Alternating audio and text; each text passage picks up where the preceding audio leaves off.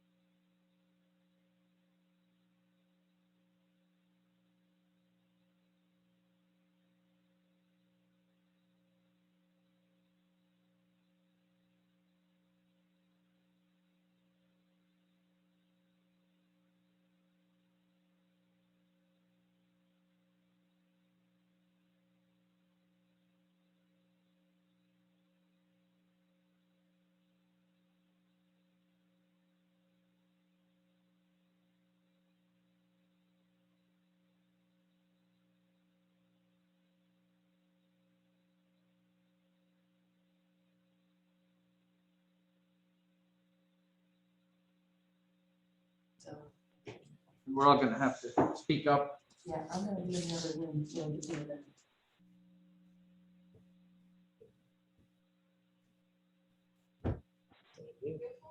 It's on me, yeah. You need lots of prompts. You know, Madam but- Chair, we'll see if you have a quorum. Rebecca Wolf, our Vice Chair, is calling the meeting, will be calling the meeting to order. Mayor Johnson is here in person. I see John Cody. Is Richard Wallace on the phone? Yeah, I'm here. I'm here, John. Hello?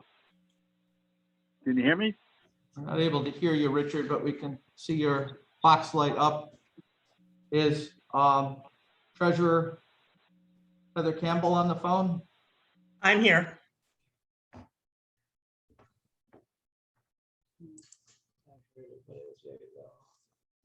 Okay, hold on here.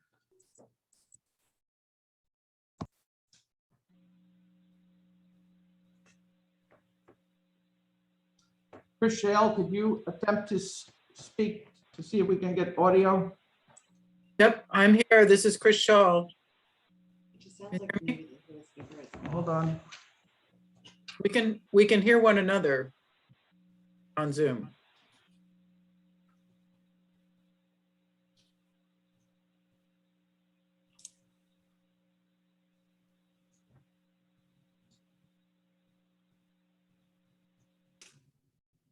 And I can hear you, and presumably you can hear me. Yes. Yes. Could you try again? Can you hear me? Chris? Michael?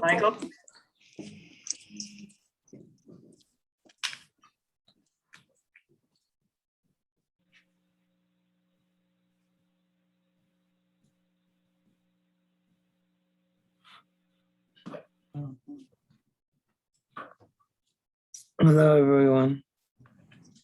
Hi, Tiffany. Can you hear? Rebecca, What was that? Chris, could you try again? Yes, and you're echoing.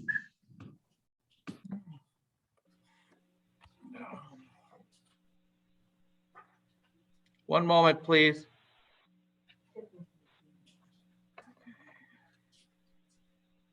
Can you try your sound?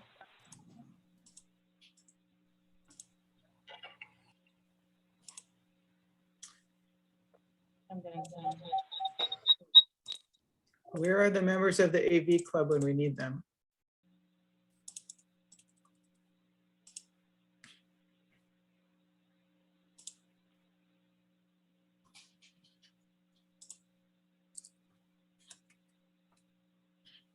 One more sound test, please.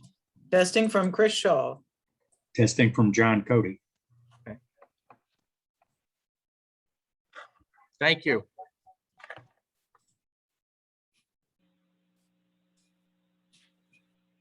And Tiffany's here with us on Zoom as well. Or at least she was a minute ago.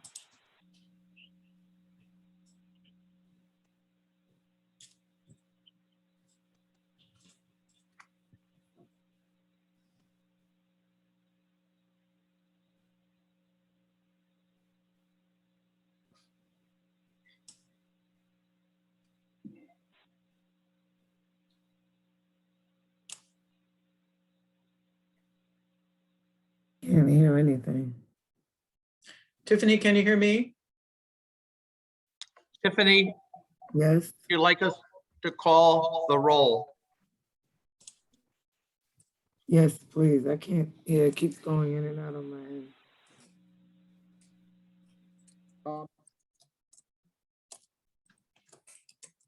We have our chair, we have our vice chair. Mayor Johnson is here.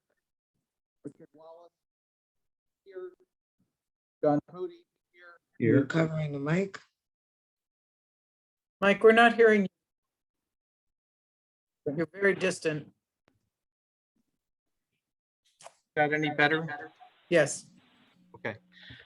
We have the chair, the vice chair, the mayor, treasurer, Here. John Cody, Richard Wallace. Is Cheryl here? It would appear the only one absent is the assessor. So Tiffany, do you want to run the meeting remotely or? Well, let's move forward with the agenda.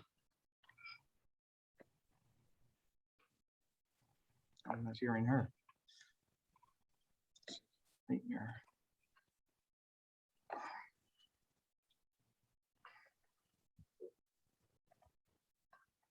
Okay.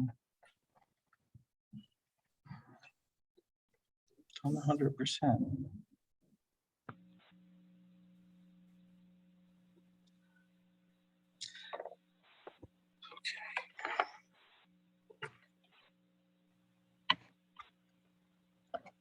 Did we already go forward with the minutes?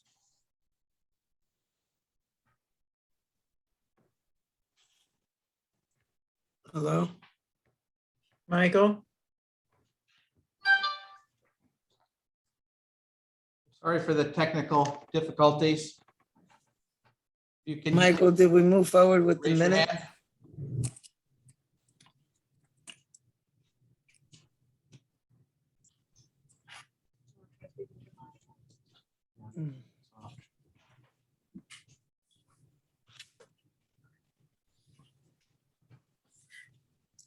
Members of the board, did we move forward with the minutes for October 20th?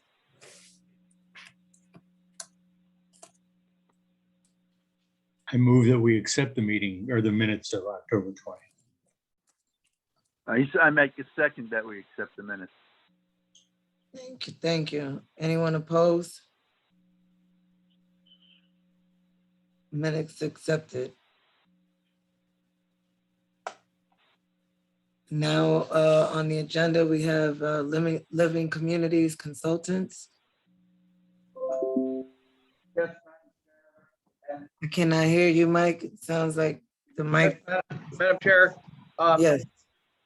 Ted DeBarberry is on the phone. And as you know, he is the consultant that the Industrial Development Agency retained to discuss your review of projects and various criterias.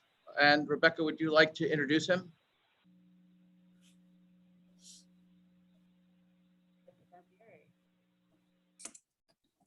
Well, you had first initially discussed with him the scope of work, and it was approved by the board. And I spoke with Ted this morning. And Ted, you wanted just to give us a brief update on where you are? What is happening? I can't hear you. I think Mike's a little faint, but my name's Ted DeBarbieri. I'm happy to give an update on what we've been looking at with respect to the governance committee's request, specifically around scoring pilot applications with respect to racial and social justice criteria. If that would, if that works, Chair. And that request came from the board? Correct. The governance committee and then the full IDA, we are in contract right now. The purpose of the agenda item is just to give the board an update on where we're at with respect to that research. Where are we? So we've begun our research. We're focused on two categories of racial and social justice methodologies to analyze pilot proposals and other types of proposals. We're just broadly, we're looking at racial equity impact assessments or racial impact analyses. We're also looking at equitable development scorecards that we think might be useful for the board to consider. We're looking broadly, but we're also looking regionally to see what other counties are doing and cities that might be of use to the board. We plan to have some product to the board to review before the December meeting. And we hope to be able to get some time on that meeting to present what our findings and get input if that would, if that's of interest to the board, that's our proposal, at least for going forward. The one additional thing is the scope was pared down to focus on broad research in terms of applying what our findings to what the board can do. That will take some additional scope, but we're happy to include some suggestions or proposals in our findings that the board might be able to just decide on. If it wants to move forward and expand the scope, we're happy to discuss that at a future meeting. Thank you. Any questions from the board? If so, state your name, because I cannot see. Rebecca, did you want something to add? This was just an update on where research is and how it's going. So I can't hear you. Can you go towards the mic, please? Yep, I said I don't have any questions at this time. This was just an update on how it's proceeding. So sounds good. I mean, I guess I would just maybe just ask like whether I would just say, please contact with any questions that you might have. That's all. Okay, then we'll be moving on with the project with the Pocketbook Factory. And we have a public hearing date set already? Madam Chair, I cannot hear you. Madam Chair, we were hoping to get a sense of the agency members as to the time of the public hearing. I couldn't hear you at all. We're hoping, can you hear me now? Yes. We're hoping to get a date for the public hearing, but also some guidance from the agency members on time of day. As you know, we previously had the public hearing at, I think it was 5 or 6 p.m. At Hudson Hall. I think we had some technical issues there in terms of sound, even in the hall itself. So we're going to either see if their sound team is available rather than bringing in someone from the outside or find an alternate location. But we do want to get a sense from you as to whether you would like this in conjunction with a 1 o'clock meeting or in the evening. I see Rebecca has her hand up. Rebecca? Yep, I think for community participation, it's desirable to have Can't hear you. I'm saying, I think for community participation, I think it's desirable to have it later in the evening, like the one we had with Galvin. And to schedule it with enough time between now and the meeting so that people can arrange childcare or can arrange their work schedule to be there. Agreed. Anyone else from the board I agree with commenting on that? Rebecca. I agree with Rebecca. John. I also agree. This is Heather. Okay, good. Mike, let's schedule it to those evening hours. We'll coordinate, and again, we will do a display ad rather than bury it in legal notices in the back of the paper, and we'll coordinate. I can't hear you. We'll do it with a display ad rather than burying it in the back of the legal notices and also it'll have to be at least 10 days because of the publication notices, and we'll coordinate with the agency members to get as many of you as schedules available as possible. Okay. So it shouldn't be that long. Any other questions or comments from the board before we move on to other business? We do have a presentation which is on the screen. I don't know if you. Lauren, I can't hear you. We do have a presentation from Sean Rowland, and it is on the screen. Can you see it? I see an email on the screen.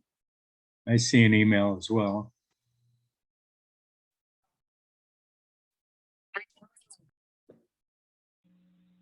Once you prepare the screen, then Mr. Sean can move forward with his presentation. Yeah, now, There it Now, is. That's it. Sean, it's on you.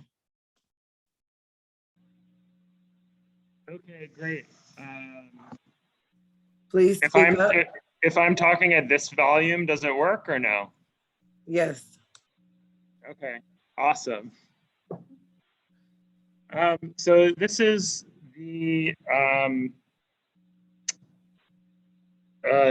close to the same presentation as last time. However, I've added additional slides based on feedback and questions from the board. So I'd like to take us through it quickly for the slides that have already been seen, and then I'll pause on new information. So just a refresh for anyone who wasn't on the call or in the meeting, Pocketbook Factory, mixed-use commercial complex with hospitality, art, and local commercial spaces available. I'm gonna click through to the next slide. Or Mike, can you click for me? That's just a rendering of it. I'll stop on project goals again. The first being to redevelop the building, which is a National Historic Site. So using historic tax credits as part of our process to redevelop it. Mike, can you go back to the next?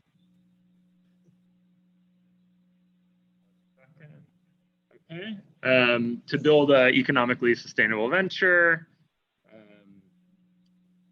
That's an amenity for the city as well as visitors, to create positive economic and social impacts, and to create a socially progressive venture that prioritizes equitable hiring and advancement opportunities and supports local organizations and businesses. Can you go to the next slide, Mike? This is just a rendering from 6th Street. We can keep going. So I'll pause here on the IDA evaluation criteria. I added a little bit more information and color just on the summary slide based on the criteria. So looking at job creation and retaining of jobs, 139 new jobs, 79 construction jobs for the 18 months of construction period. Second criteria of investing private capital, that's about $5.6 million in private capital that we've secured as investment. Looking at the positive physical impact of the project, specifically for the benefit to cost ratio for the city of Hudson. This is an updated ratio from the last meeting of $8.51 of benefit for every $1 of assistance. The fourth criteria, strengthening existing industries. So there will be 20,000 square feet of retail space, office space, and art spaces in the building.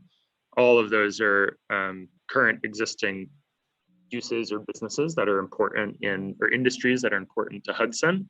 And then in addition to that, approximately 30,000 square feet of hospitality space.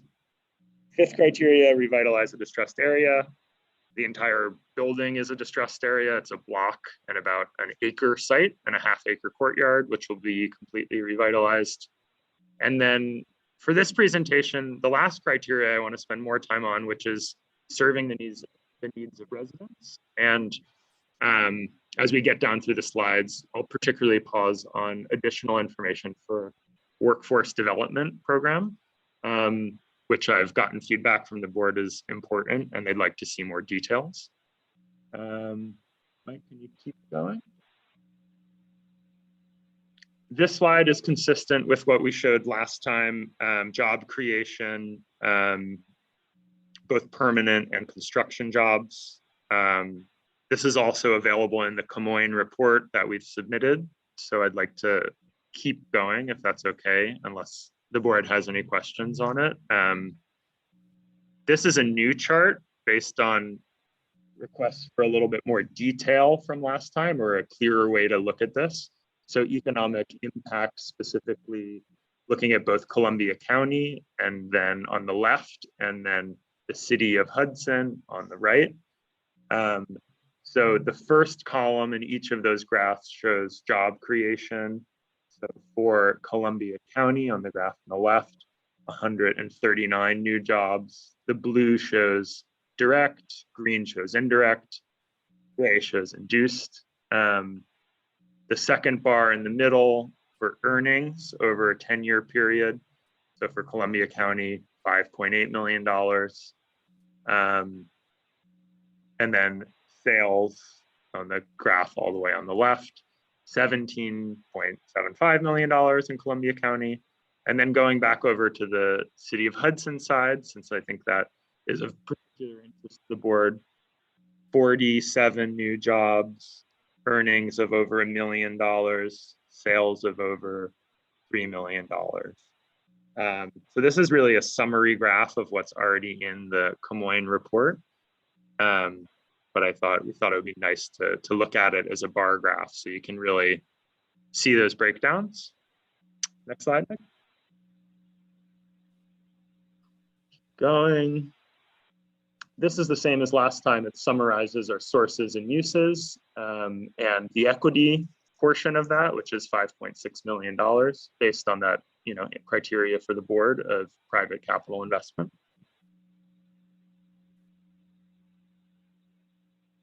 Positive physical impact. This chart is updated from the previous slide, and once again breaks it down for region, county, city, and school district, and the total physical benefits for each of those.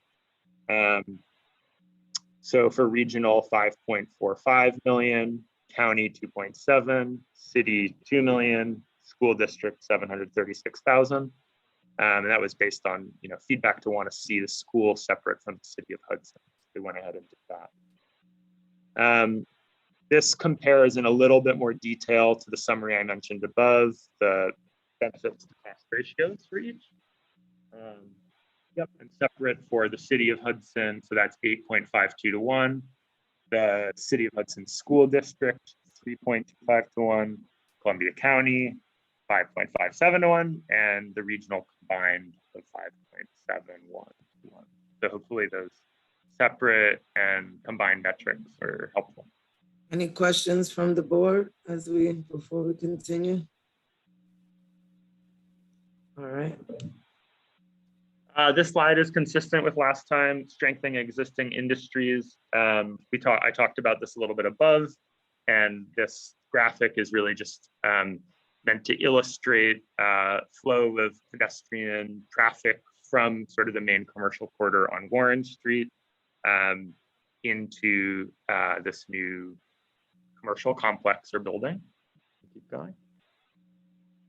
And then this breaks down, I like to show this graph just because it is a little bit of a puzzle of a program with all these different uses and spaces in it, but this really illustrates how different parts of the building would contribute to strengthening those existing industries.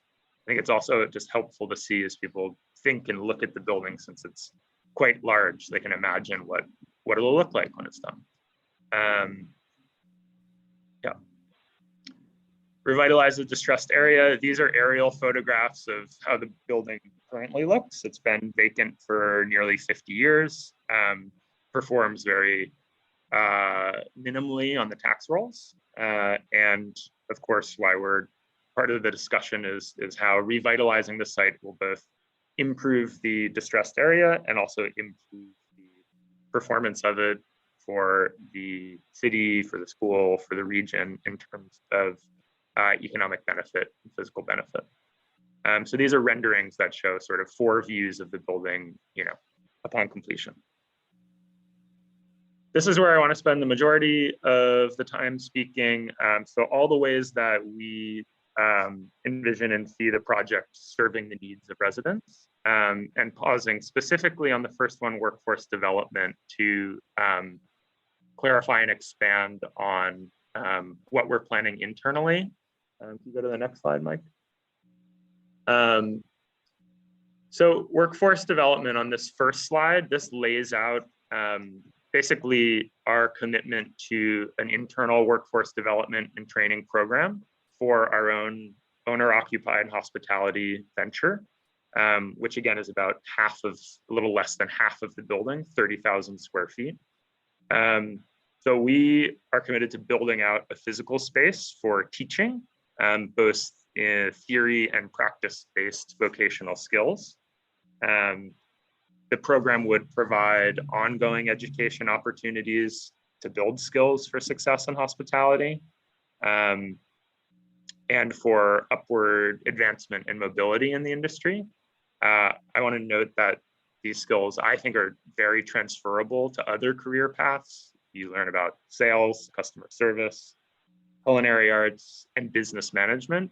I'm speaking both sort of theoretically and from my own experience of spending a good part of my working career in hospitality and being able to take those skills with me to the work I'm doing now. And then, a commitment to a direct path for full-time employment for participants or students who would come through our program to then have the ability to stay on for internships, full-time employment, and advancement within our business. Go ahead. This kind of lays out what that could look like in terms of a trajectory for going through workforce training within our venture. The first point in terms of education, I also wanted to note particularly that initial coursework or kind of first skills could be built in collaboration with other local partner organizations, which I lay out on the following page, that are already doing sort of basic workforce development training in customer service and hospitality. So leaning on and building on the foundation that already exists in Hudson, including with the program that the Hudson IDA is developing. And then from that point, basically conducting on-site training within our facility that I mentioned we're committed to creating space for. And that would be, it's very early in our process, but kind of as we've been speaking with trainers and other hospitality experts, we thought around a 3-month training program on site would be helpful. We have some time to figure this out, but we're committed to building a real curriculum around it that would have attendance and performance evaluations. That could lead to internships, which would be like perhaps a 3-month paid internship where you could rotate through different departments to build skills and sort of have participants figure out what they're good at, what they like. And then upon sort of successful completion of an internship, that could turn into employment.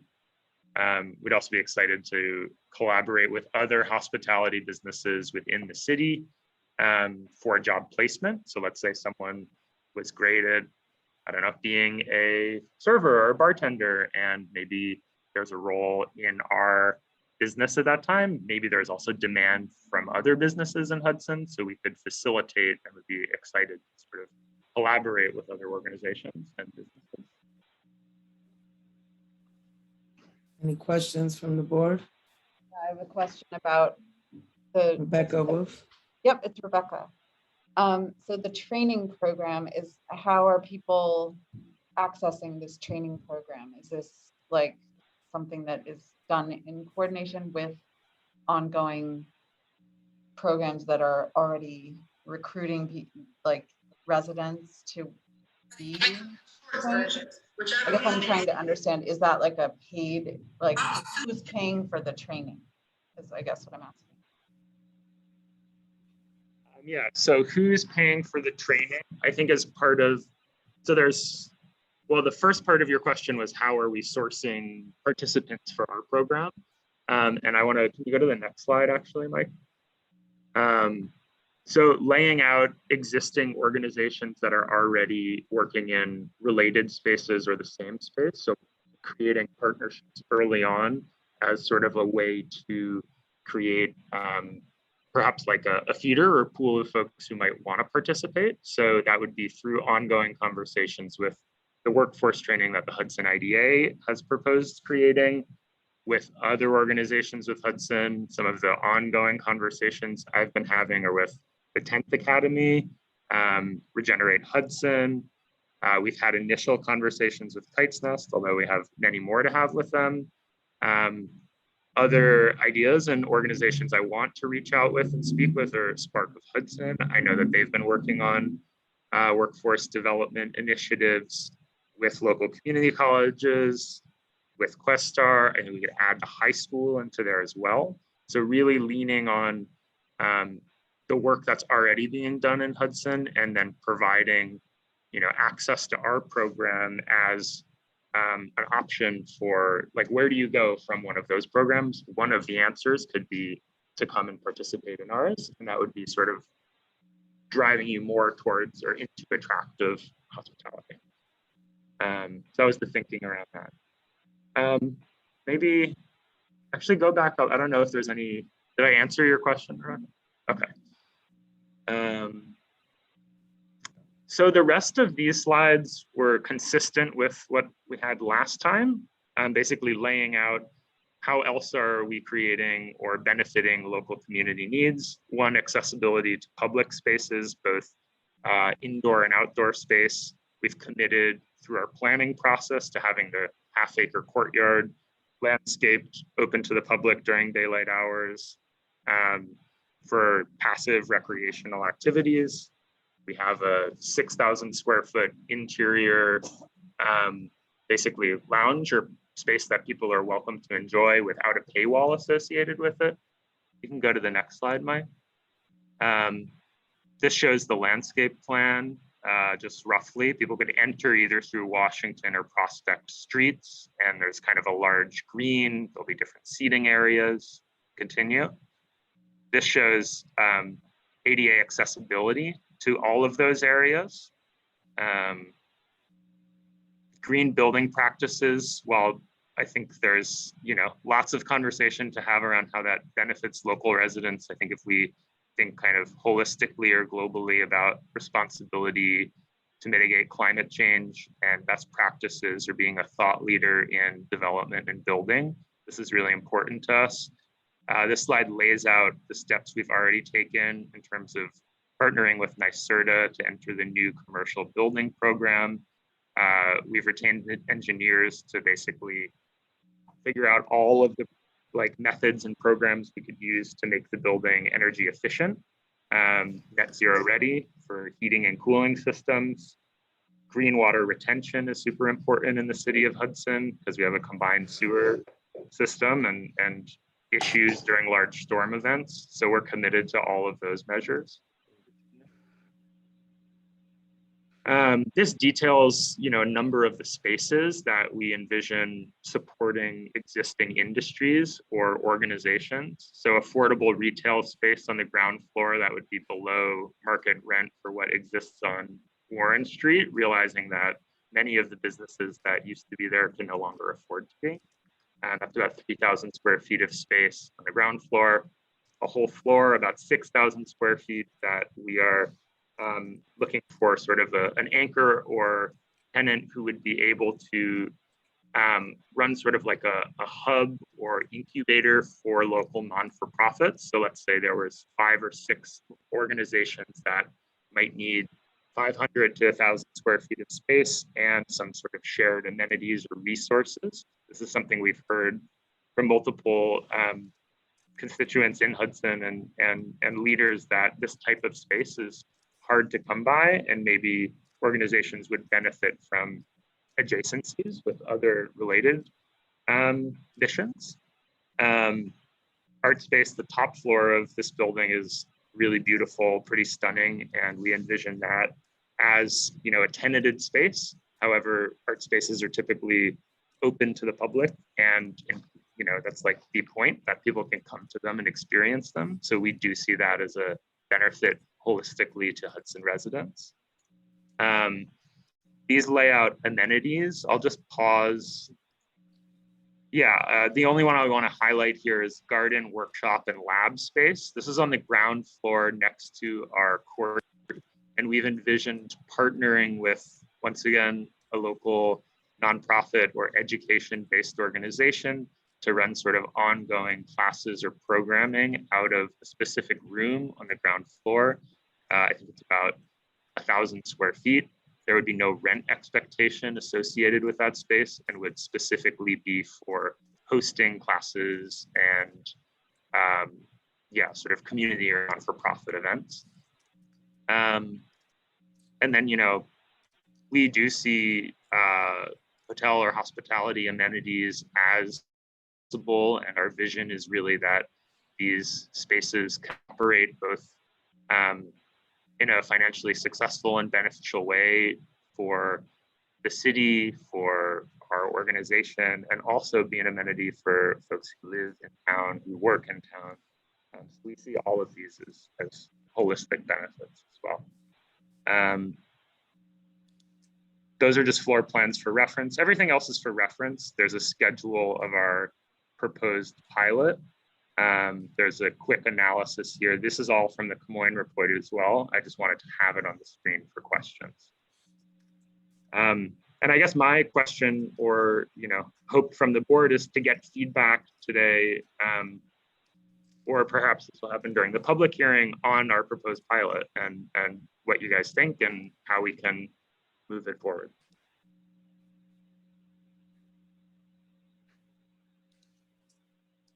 Board members? It's Rebecca. I'm wondering if Heather has had a chance to really assess, you know, the sort of the proposed pilot in terms of what it looks like for, you know, for the city, I guess is what I'm trying to say. And, you know, the question that I always have with these pilot requests is, how do we balance, how do we know how to assess it without knowing, like, essentially what the profit, you know, assessment is? Like, so if the argument for these, for the reduced payments for taxes has to do with, you know, benefits provided to the city, I feel like it also is about, you know, the proposed idea that the project cannot go forward without these breaks. And I feel like it's hard to really assess that without knowing what the proposed profit is at the same time. So that is my question. Sean? Well, I was also sort of asking Heather to, you know, have some input there, or which maybe she is not prepared to do, but maybe at the next meeting. But, and if Sean wants to speak to that too. I mean, Rebecca, I'm not sure I have the capability to conduct a financial analysis that tries to determine what their profitability is. I think that's a little above my pay grade, unfortunately. But I don't see any reason why we can't ask, and Michael, correct me if I'm wrong, I don't see any reason why we can't ask for pro formas to review. As you know, what we did previously is we not only looked at pro formas, but we looked at development budgets, and we looked at financing, and we had the BJH advisors review that.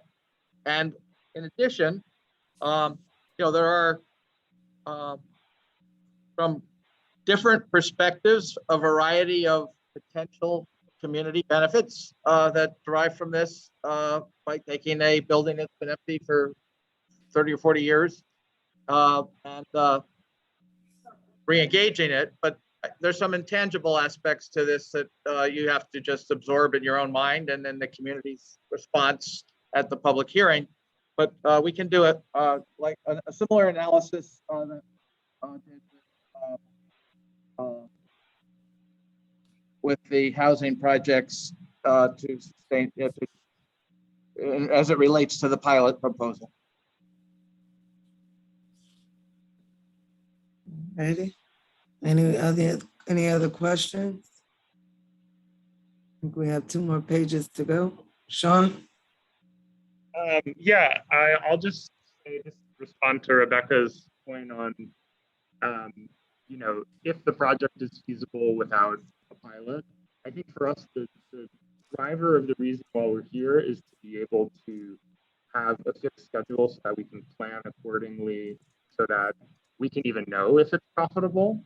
So like, I can't actually tell you if our venture will be profitable and can sustain the level of investment required to restore that building without knowing what our taxes or our payments in lieu of taxes will be. And that's partially, I think, because we all know the challenges, the physical challenges of Hudson, and the, it's hard to plan, even if you're a homeowner, around what your taxes will be in the next year. So if you multiply that times a much larger level of investment and a much larger property, it's truly the risk to take without knowing what our tax payments will be over a course of 10 years is untenable for the project, basically. Thank you for that. And I guess that I feel as though, given that what we're being asked then to assess at this point is the terms of the pilot, that's what we have to look at. And so that, I feel like those are the things that are still in flux potentially. And so that's what I'm asking to be able to understand.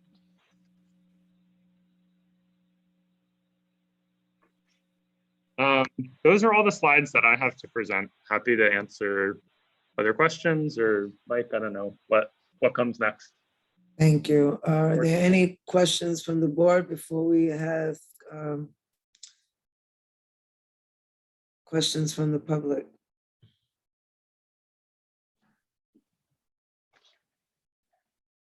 Are there questions from the public, Mike? We do not see anything in chat today. If there are any members of the public who would like to raise your hand. Ask them to raise their digital hands so you can call upon them that way. So,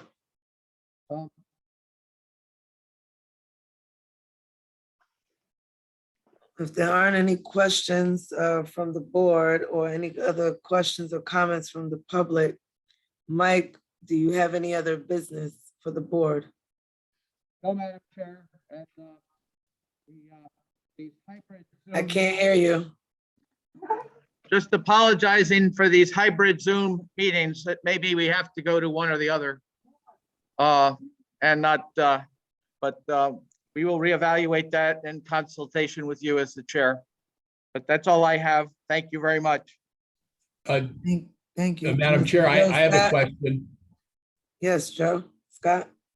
Yeah, thank you, Madam Chair. And I'm sorry, I don't think I heard a discussion on this. We're very interested in moving forward to hold a public hearing, or have the IDA hold a public hearing with respect to this matter. Has there been any discussion about selecting a date? And maybe I missed that. I apologize. Yes, you missed it. We are talking about getting a date within the next 10 to 14 days. And we're now going to have it at 5 or 6 p.m. Great. Okay. Thank you, Mr. Tucker. I apologize for missing that point.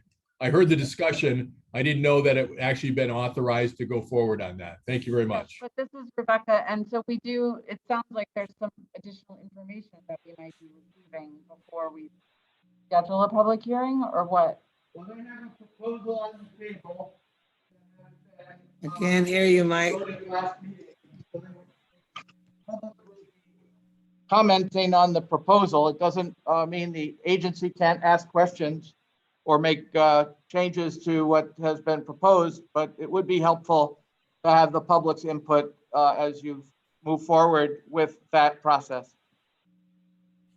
Yes, we also discussed Mr. Scott as keeping the time of the public hearing during the hours that most people arrive home from work. same time that we had our last public hearing for the last project pilot. If there isn't anything else from board or the public, may I have a motion to adjourn, please? So moved, Madam Chair. John Cody. Thank you, Mr. Cody. May I have a second, please? A second. Thank you, thank you. All in favor? Aye. Aye. Anyone opposed? This meeting is now adjourned at 1:53, and I'll see you all next month for the public hearing. Have a good day.